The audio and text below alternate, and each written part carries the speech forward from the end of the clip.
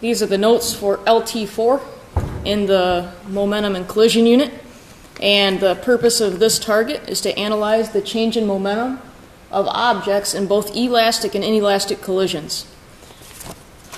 I highly recommend that you watch a video that is on Moodle. It's Professor Dave, and it's his analysis of elastic and inelastic collisions. That's going to help these notes make sense, because in class we watched that video first, and then we built our notes sheet off of that. All right, so as you watch it, think about characteristics of an elastic collision versus an inelastic collision. And think of an example of an elastic versus an inelastic collision. All right, so we're going to talk elastic first. So elastic collisions. One of the things you should notice is that in this type of collision, the objects remain separate afterwards. So they don't tend to be coupled or stuck together afterwards. Objects remain separate after. Okay, one of the first examples they gave of this type of collision was kicking a soccer ball. Okay, so kicking a soccer ball. If we had a camera and we could hone in on the foot in contact with the ball, we would see the ball deform initially, but then afterwards we notice obviously that the foot and the ball are separate. And another characteristic, there's no permanent deformation.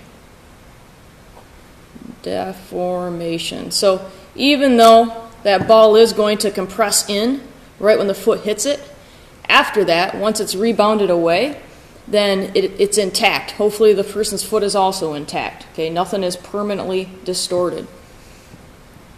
This is usually more of a bouncy collision. Okay, there's usually more of a bouncy type of thing.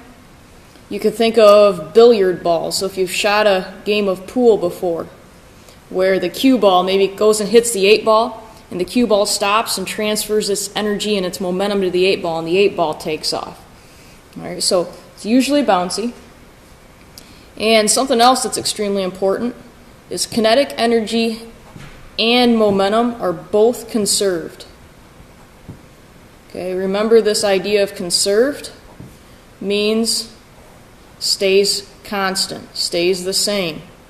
So the total amount of energy before the collision equals the total amount of energy after.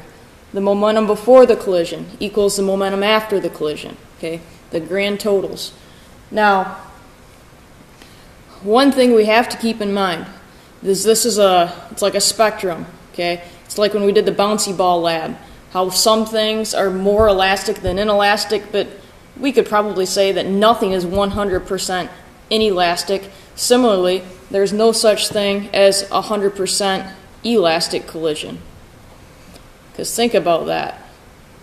100% elastic means there would be no friction, no thermal energy generated. Okay, so there's always friction, but sometimes we ignore it. Okay, we might ignore that part, because a foot in a soccer ball, there's a little friction there. There's a little friction between a cue ball and 8-ball, the felt on the pool table. All right, so we just have to say, is it more elastic or more inelastic? Now, an inelastic collision, it's really just the other side of the coin here when we're talking an inelastic collision. One of the things that makes it very inelastic, and it's often not this, but one thing that is for sure, is if the objects become one mass after the collision. Okay, so the video, Professor Dave talked about asteroids colliding. That's a perfect example of two things becoming one. Okay, an asteroid colliding. It could be a car crash involving two vehicles where the vehicles become coupled together. Okay, most car collisions, if not all car collisions, are more inelastic than elastic. Okay, so this would be perfectly elastic. Something that's different between an elastic and inelastic, if it's inelastic, kinetic energy is not conserved. How can that be? All right, if it's not conserved, that means the kinetic energy before the collision does not equal kinetic energy after. So what's happening? Okay, think about a car collision. It's very loud. So some of that initial kinetic energy of those vehicles is turned into sound energy. There's a lot of friction. So that's going to create thermal energy. So from that original kinetic energy number. And then think about those crumple zones. Okay, energy is going to be needed to crumple the vehicles, which is probably a good thing. You want them to crumple a little bit. All right, so the total amount of energy doesn't change, but if we're looking at just the moving energy, that will be different before and after the collision. Momentum, however, is conserved. So messed up that spelling. So your momentum before the collision is equal to the total momentum after.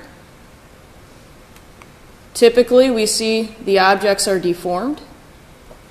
If you had a blob of Play-Doh and you throw it on the ground, it would deform. Okay, that makes it an inelastic collision. And again, I've already said it, but you usually see lots of thermal energy produced.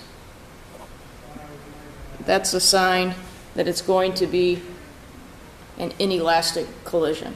Okay, so if it's bouncy and something doesn't deform, then it's more elastic. If it's stuck together or really distorted afterwards, that makes it more inelastic.